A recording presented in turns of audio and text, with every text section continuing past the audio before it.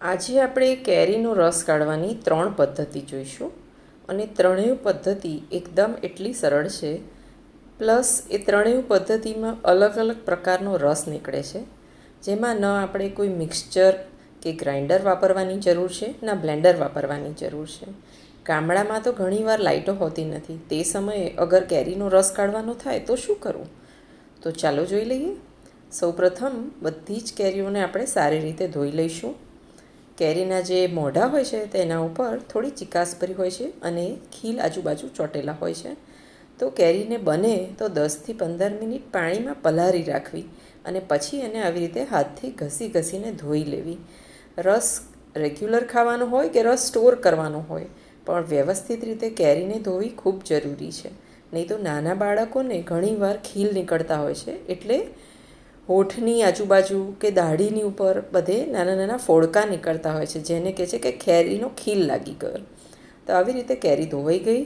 હવે આપણે આ કેરીઓને સરસ રીતે એના ડીટા કાઢી અને પછી તેને કાપી કાઢીશું.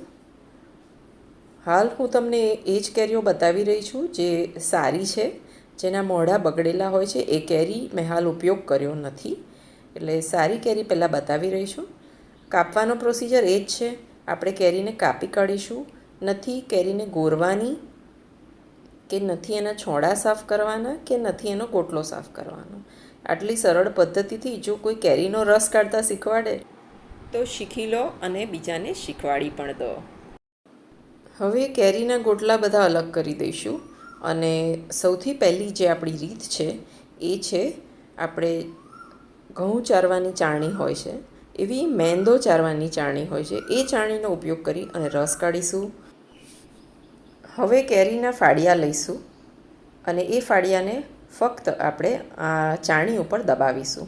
જેવા ચાળણી પર દબાવીશું એવો નીચે રસ ભેગો થશે અને એ રસ એટલો સરસ લીસો હશે કે જાણે તમે મિક્સચરમાં બનાવ્યો હોય. એકદમ સરસ લીસો રસ રહેશે. વળી જે લોકોને રેસા નથી ભાવતા તો રેસા બધા ચાળણીની ઉપર રહી જશે.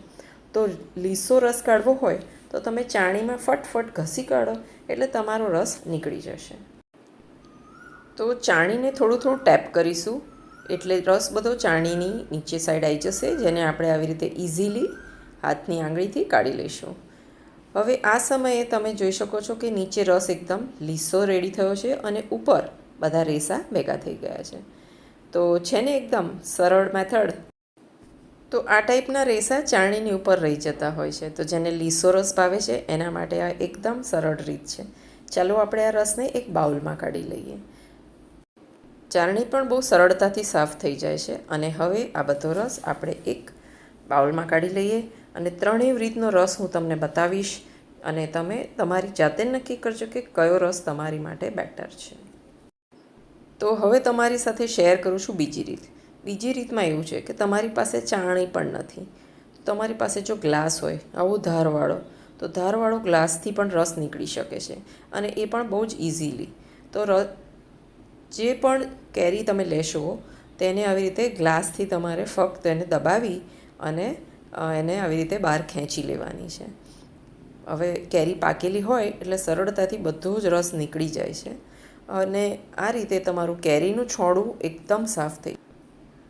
હાથમાં તમને બતાવું એટલે એક્ઝેક્ટલી ખ્યાલ આવે. જો કેટલી ઇઝીલી જાણે કપાતી હોય એમ ગ્લાસના ધારથી કેરી કપાઈ રહી છે.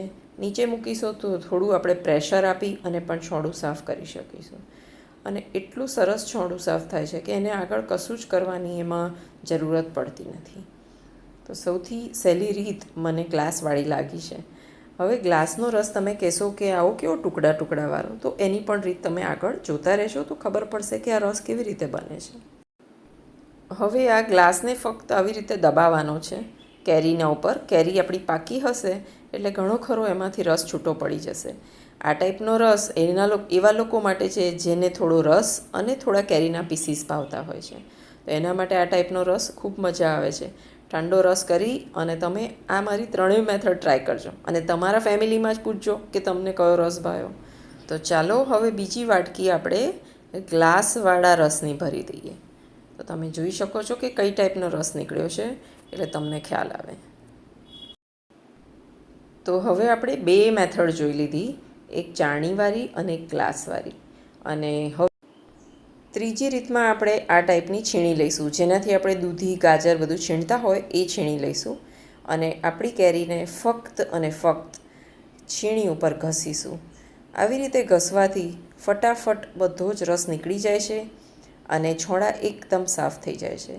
વળી આ મેથડથી નાની નાની પાતળી ચીરીઓ અને ગોટલા એ પણ ઇઝીલી હું સાફ કરું છું. તો એ આખું પ્રોસિજર તમે ધ્યાનથી જોજો અને મને ચોક્કસ કહેજો કે 3 રીતમાંથી તમને કઈ રીત ગમી. મને આ છીણીવાળી રીત સૌથી વધારે પસંદ છે અને આખી વરસનો જે હું રસ સ્ટોર કરું છું તે પણ હું આ છીણીવાળી મેથડથી જ યુઝ કરું છું. પાતળી ચીરીને પણ આપણે ધીમેથી 2 આંગળીથી ઘસી શકીએ છીએ અને ઇઝીલી એ પણ સાફ થઈ જાય છે. આ રીતમાં વાગવાનો બિલકુલ ડર નથી હોતો અને મોસ્ટ ઓફ સ્ત્રીઓ છીણીના કામ કરતી જ હોય છે, એટલે તેમને આ રીત એકદમ સરળ પડશે. તે છતાંય 3માંથી તમને કયો રસ કાઢવાની રીત ગમી તે મને ચોક્કસ જણાવો. અને તમને પલ્પી રસ પસંદ છે કે લીસો રસ પસંદ છે એ પણ ચોક્કસ કહેજો. તો ચાલો હવે આપણે છીણી સાફ કરી લઈએ, જે બહુ જ સરળતાથી સાફ થઈ જાય છે, બધો રસ નીકળી જાય છે. અને સાફ સફાઈમાં તો આ 3 ટેકનિક એકદમ જબરજસ્ત છે. 3 ટેકનિકમાં સફાઈનું બહુ કામ રહેતું જ નથી. તો હવે આ રસને આપણે કાઢી લઈએ અને 3 રસને આપણે જોઈએ કે કયો રસ સૌથી બેસ્ટ નીકળ્યો છે અથવા તમને કયો રસ સૌથી વધારે ગમ્યો.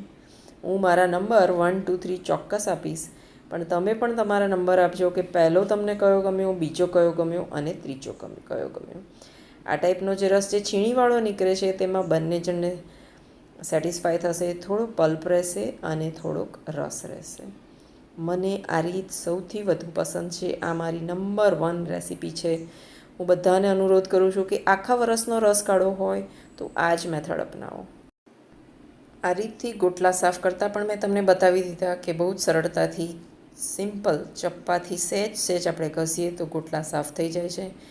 એટલે ગોટલાને પાણીમાં પલાળવાના અને ધોવાના અને એ કોઈ પણ માથાકૂટ કર્યા વગર તમારા ગોટલા સરસ સાફ થઈ જાય છે. હવે અહીંયા 3 ટાઈપના રસ મૂકીએ છીએ. આ પહેલો રસ છે એ ચાળણીવાળો રસ છે. તમે જોઈ રહ્યા છો કેટલો સ્મૂથ અને ઇઝીલી ફ્લોઈંગ રસ નીકળ્યો છે. જેને આવો રસ ભાવે તે ચાળણીમાં કાઢે. બીજો રસ છે એ ગ્લાસવાળો છે. આ તમે જોઈ રહ્યા છો કે ગ્લાસવાળા રસમાં થોડા પીસીસ છે અને થોડો રસ છે. બંને રસ બહુ જ સરસ છે. પોતપોતાની ચોઈસ પ્રમાણે બધાને રસ પસંદ હોય છે. અને જે ત્રીજો રસ છે એ છીણીનો રસ છે. છીણીનો રસ એકદમ પલ્પી રસ હોય છે, જેમાં અલગ પાણી જેવું કંઈ દેખાતું નથી. અને આ રસ મને સૌથી વધારે ગમે છે. એને જ હું આખા વરસમાં સ્ટોર કરવા માટે હું આ જ મેથડ અપનાવું છું. તો મારો વિડીયો ગમે તો લોકોને શેર કરજો, તો તેમનું રસોડાનું કામ સહેલું બને. આભાર.